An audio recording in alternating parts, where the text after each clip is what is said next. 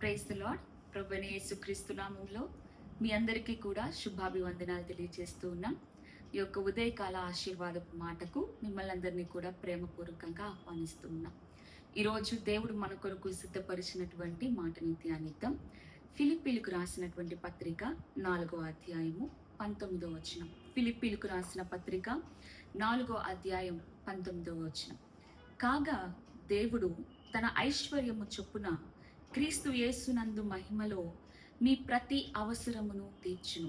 మరి ఒకసారి, కాగా దేవుడు తన ఐశ్వర్యము చొప్పున క్రీస్తు యేసునందు మహిమలో మీ ప్రతి అవసరమును తీర్చును.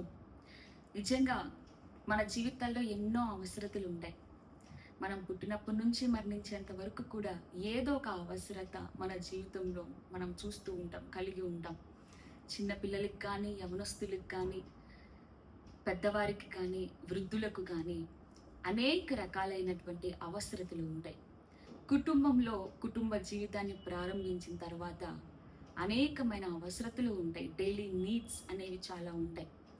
అయితే ఈరోజు దేవుడు మనకి ఇస్తున్నటువంటి వాగ్దానం ఏంటి అంటే, దేవుడు తన యొక్క ఐశ్వర్యము చొప్పున మన యొక్క ప్రతి అవసరమును తెచ్చబోతూ ఉన్నాడు. చాలాసార్లు మన అవసరతలు మన యొద్దకు వచ్చినప్పుడు ఆలోచిస్తూ ఉంటాం, ఈ అవసరత ఎలా తీరుతుంది, ఈ యొక్క కొరత ఎలా తీరుతుంది, ఈ లోటు ఎలా తీరుతుంది, నేను కోరుకుంటున్నది నా దగ్గరికి ఎట్లా వస్తుంది, నాకు కావలసింది నా దగ్గరికి ఎట్లా వస్తుంది, నాకు అవసరమైన పలానా వస్తువు నా దగ్గరికి ఎట్లా రాగలుగుతుంది, ఎలా చేయగలుగును అని చాలాసార్లు మనం ఆలోచిస్తూ ఉంటాం. అయితే ఈరోజు దేవుడు మనకిస్తున్నటువంటి వాగ్దానము ఏంటి అంటే, దేవుడు తన ఐశ్వర్యము చొప్పున మన ప్రతి అవసరతను తీర్చబోతూ ఉన్నాడు. నువ్వు అరణ్యమైనటువంటి జీవితాన్ని గడుపుతున్నావేమో, ఎడారి బ్రతుకులో నువ్వు ఉన్నావేమో, తినడానికి కూడా కష్టంగా ఉన్న పరిస్థితుల్లో నువ్వు ఉన్నావేమో, రేపటికి ఎలా అని ఆలోచించేటువంటి పరిస్థితుల్లో నువ్వు ఉన్నావేమో, ఈరోజు ఎలా గడుస్తుంది అన్నటువంటి ఆలోచనలో నువ్వు కలిగి ఉన్నావేమో. అయితే ఈరోజు దేవుడు నీకు ఇస్తున్న వాగ్దానం ఏంటి అంటే, ఆయన నీ ప్రతి అవసరతను తీర్చబోతూ ఉన్నాడు. నీకు కావలసినది ప్రతిదీ కూడా ఆయనే నీకు సమకూర్చబోతూ ఉన్నాడు.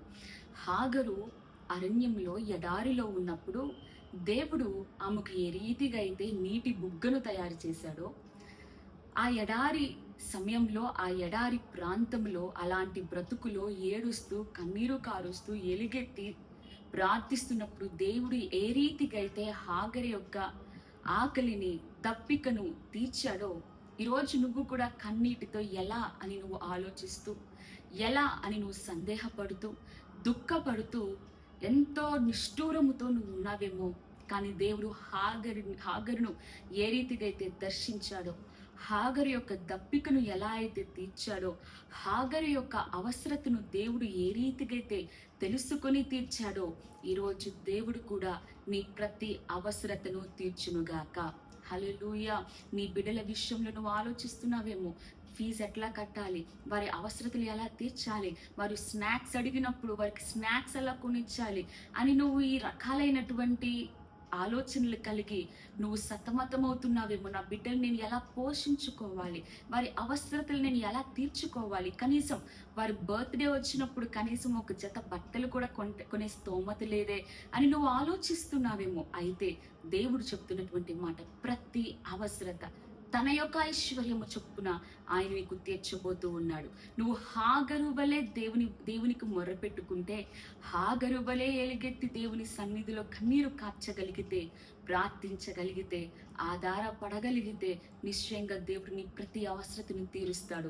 మన దేవుడు ఐశ్వర్యవంతుడు. అందుకని ఈ వాక్యంలో వ్రాయబడి ఉంది కదా, తన ఐశ్వర్యము చొప్పున. ఆయన ఐశ్వర్యము తరగనిది.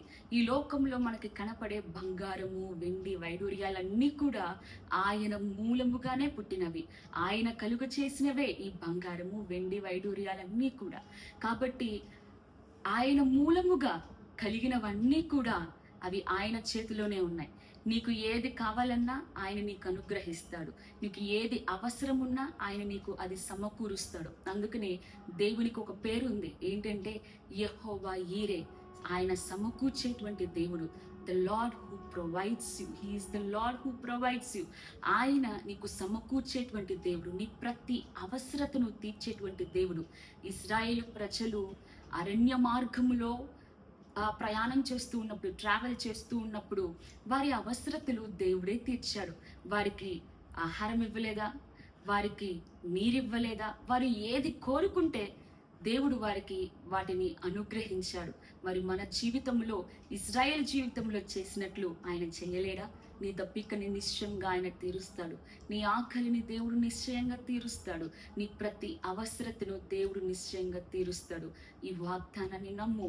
ఈ వాగ్దానం పట్టుకొని నువ్వు ప్రార్థన చేయి. నిశ్చయంగా దేవుడు నీ ప్రతి అవసరతను తన యొక్క మహిమైశ్వర్యం చొప్పున తీర్చునుగాక. నాతో కలిసి ప్రార్థనలో ఏకీభవించండి.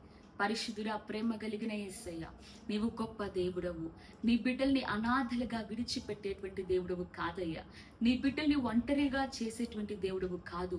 వారి యొక్క ప్రతి అవసరతను తీరుస్తానని వాగ్దానం చేసినటువంటి దేవుడవయ్యా. నీ బిడ్డలు ఏ అవసరతలతో అయితే ఉన్నారో తండ్రి, ఏ అక్కరలతో అయితే ఉన్నారో, ఏ కొదువు, ఏ కరువు, ఏ లోటు, ఏ లేమి వారి జీవితంలో చూస్తూ ఉన్నారో, ఇప్పుడే యేసుక్రీస్తు నామములో వారి ప్రతి అవసరత తీర్చబడును గాకనైనా, వారి యొక్క ప్రతి అవసరత తీర్చబడును గాకనైనా, వారు కోరుకుంటున్నది పొందుకొందురు గాకనైనా, అయ్యా వారు ఏదైతే ఆశపడుతున్నారో వాటిని పొందుకొందురు గాకనైనా, వేటి కొరకు వేచి చూస్తూ ఉన్నారో వాటిని పొందుకొందురు గాకనైనా. ఇజ్రాయెల్ని పోషించిన దేవుడవు, హాగరును దర్శించినటువంటి దేవుడవు అయ్యా, నీ బిడ్డల్ని దర్శించి పోషించండి. నీ బిడ్డల్ని దర్శించి సమకూర్చండి ప్రభువా. నీ బిడ్డలు నీ దయగల హస్తాలకు అప్పచెప్పుకుంటూ ఈ దినమంతా కూడా ఒక ప్రొవైడర్గా మీరే సమకూర్చి బలపరచమని యేసుక్రీస్తు నామమున అడిగి వేడుకొని ప్రార్థిస్తున్నాం తండ్రి. ఆమేన్. దేవుడు మిమ్మల్ని అందరినీ కూడా దీవించి ఆశీర్వదించును గాక. ఆమేన్.